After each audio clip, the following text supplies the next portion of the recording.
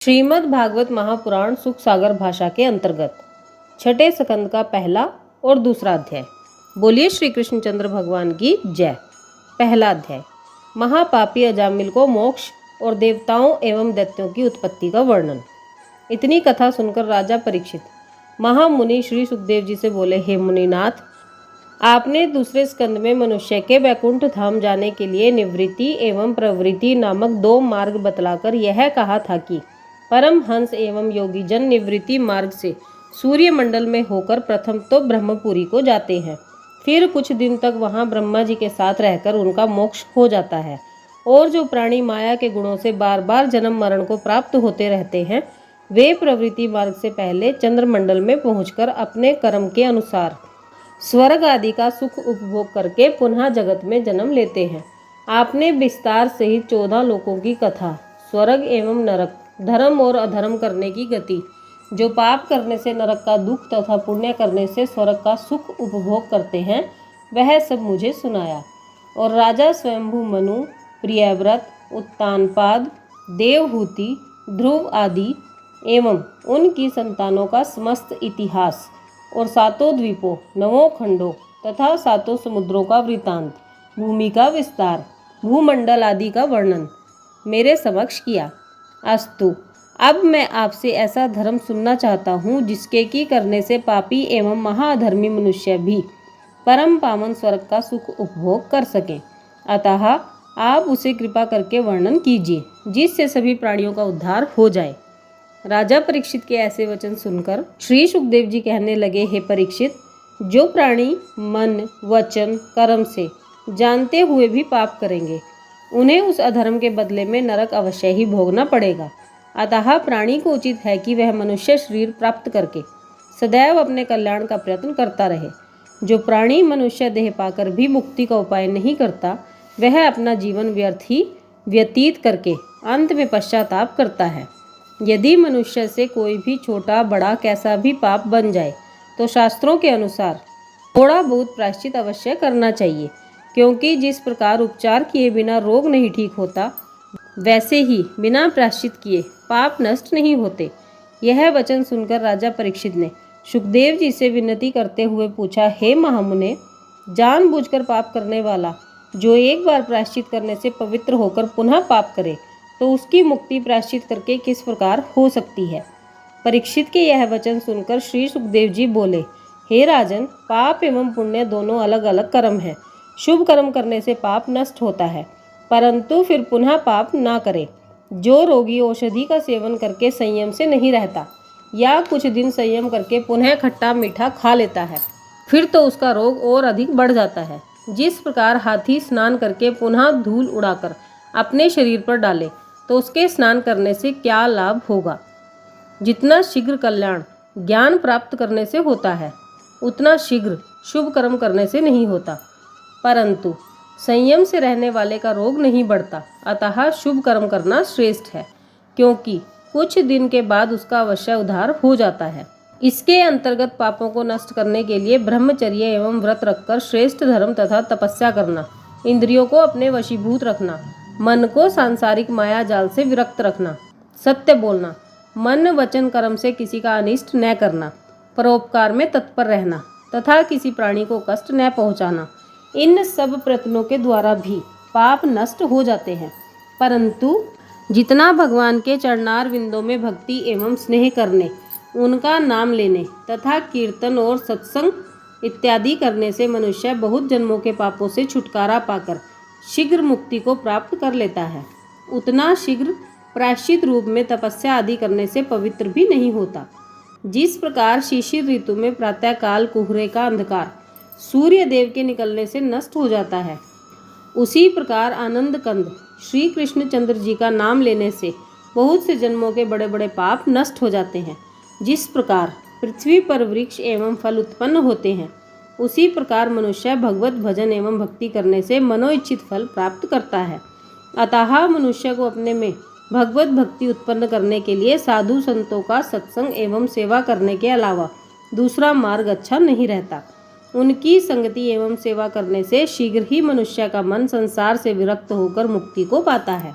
जो परमेश्वर से विमुख है, वह प्रायश्चित करने से किसी भी तरह पवित्र नहीं होते। जिस तरह मदिरा का घड़ा गंगा जल के धोने से पवित्र नहीं हो सकता, जिसने एक बार भी मन श्री कृष्णचंद्र के श्री चरणों में लगाया है, वह स्वप्न में भी यमराज व दूतों को नहीं देखता है। वह सब प्रायश्चित कर चुका। सो हम एक कथा नारायण के नाम का महात्म्य, जिसमें विष्णु भगवान एवं यमदूतों का संवाद है, तुमसे कहते हैं। ध्यान पूर्वक सुनो। पिछले युगों में अजामिल नाम का एक ब्राह्मण रहता था। उसने एक दासी से प्रीति की थी। चोरी, ठगी और जुआ ही उसका उद्यम था। उस दासी से उसके 10 पुत्र उत्पन्न हुए। उसने अपने छोटे पुत्र का नाम नारायण रखा। उस पुत्र से सबको बड़ा प्रेम था, इसलिए खाते पीते, उठते बैठते, चलते फिरते वह मन में उसी को याद करता रहता था। जब इसी तरह 88 वर्ष की अवस्था बीत गई और उसके मरने का समय आया, तब यमदूत भयानक रूप, मुदगर वे फांसी लिए हुए उसको लेने के लिए आए और गले में फांसी डालकर उसे खींचने लगे। तब अजामिल ने उनका भयानक रूप देखते ही घबराकर, जैसे ही नारायण नामक अपने पुत्र को चिल्लाकर पुकारा, वैसे ही अंत समय नारायण का नाम लेने के प्रताप से विष्णु भगवान की आज्ञा के अनुसार 4 दूत श्याम रंग, चतुर्भुज, शंख, चक्र, गदा, पद्म धारण किए, बड़े तेजवान, सुवर्ण की छड़ी लिए हुए उसके पास पहुंचकर यमदूतों से बोले, तुम हमारे सामने इसको दुख देकर यमराज के यहाँ नहीं ले जा सकते। यह सुनकर यमदूतों ने कहा, सुनो मित्र, इस ब्राह्मण ने बहुत पाप किए हैं। पापों का दंड यमराज सदा देते हैं, इसलिए हम उनकी आज्ञा के अनुसार इसे नरक में ले जाएंगे। नारायण जी के दूत होकर तुम्हारा ऐसे अधर्मी के पास आना और हमको ले जाने से मना करना सही नहीं है। यह वचन सुनकर विष्णु के दूत बोले, तुम लोग धर्मराज के दूत होने पर भी यह नहीं जानते कि किस मनुष्य को सुख देना चाहिए और कौन मनुष्य दुख देने के योग्य है। इसलिए धर्म तथा अधर्म का रूप हमें बतलाओ। किस पाप करने वाले को दंड देना चाहिए और कौन सा काम करने से मनुष्य सुख देने योग्य होता है। यमदूत बोले, वेद व शास्त्र में जो शुभ कर्म लिखा है उसे धर्म और जो अशुभ लिखा है उसको अधर्म समझना चाहिए। वेद तथा शास्त्र का वचन नारायण जी की आज्ञा के अनुसार है। पाप तथा पुण्य करने के साक्षी सूर्य, चंद्रमा, अग्नि, दिन, रात्रि, दिशा और वायु आदि देवता हैं। उन्हीं लोगों से धर्म का समाचार पूछकर मनुष्य को दुख व सुख दिया जाता है। ऐसा कोई जीव संसार में होगा जिसे चलते फिरते, उठते बैठते पाप व पुण्य न होवे। यह अजामिल ब्राह्मण के घर जन्म लेकर विद्या पढ़ने के उपरांत शास्त्रों के अनुसार गुरु, माता पिता, विष्णु भगवान, अग्नि और सूर्य देवता की भक्ति रखकर कर्म तथा धर्म से रहता था। एक दिन पिता की आज्ञा के अनुसार जंगल से लकड़ी, पत्ता और पुष्प आदि तोड़कर लिए चला आता था। राह में क्या देखा कि एक भील अपनी वेश्या को साथ लिए दोनों मतवाले होकर आपस में हंसते चले जाते थे। इस ब्राह्मण को देखते ही वह वेश्या कामदेव के वश होकर इसके गले से लिपट गई। तब यह ब्राह्मण भी कामासक्त होकर उससे भोग करने के उपरांत उसे अपने घर ले आया और माता पिता, स्त्री, गुरु और धर्म कर्म को छोड़ दिया। उसके साथ रहकर मांस मदिरा खाना पीना आरंभ कर दिया। थोड़े दिनों में अपने पिता का सब धन बिगाड़कर चोरी, ठगी और जुआ का उद्यम करके अपना कुटुंब पालने लगा। इसलिए हम ऐसे महापापी को यमराज के यहाँ से लेने आए हैं, जिससे वहाँ अपने कुकर्मों का दंड पाकर यह मुक्त हो जावे। ये था पहला अध्याय। अब दूसरा अध्याय, श्रीहरि के दूतों के द्वारा भगवान के नाम की महिमा का हाल वर्णन। सुखदेव जी कहने लगे, हे राजन, यमदूतों से अजामिल के अन्याय करने का हाल सुनकर विष्णु भगवान के दूत बोले कि यमराज के यहाँ बड़ा अन्याय है, कुछ न्याय नहीं होता, क्योंकि उनके दूत बिना अपराध साधु लोगों को भी दुख देते हैं। जब यमराज पाप तथा पुण्य का सब वृतांत जानने पर भी अन्याय करेंगे तो संसारी काम, जिसमें कोई अपने धर्म का हाल नहीं जानता, किस प्रकार चलेगा। जिसके विश्वास पर कोई आंचल में सिर रखकर सोवे, वही उसका सिर काट ले और माता पिता अपने पुत्र को जहर दे दें, तो उसकी रखवाली कौन कर सकता है।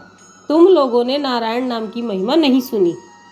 जो मनुष्य जानकर या भूल से, डर से या हंसी से भी भगवान का नाम लेता है, उसके सब बड़े बड़े पाप, जैसे सुवर्ण की चोरी, गो हत्या, ब्राह्मण, तपस्वी व माता पिता को मार डालने, गुरु की स्त्री से भोग करने, शराब पीने तथा कटु वचन कहने पर भी अंत समय में भगवान का नाम लेने से वह छूट जाते हैं। इस ब्राह्मण ने मरते समय नारायण का नाम अपने मुख से लिया है। उसी के प्रताप से अनेक जन्मों के पापों से छूटकर वह ब्राह्मण वैकुंठ का अधिकारी हुआ है।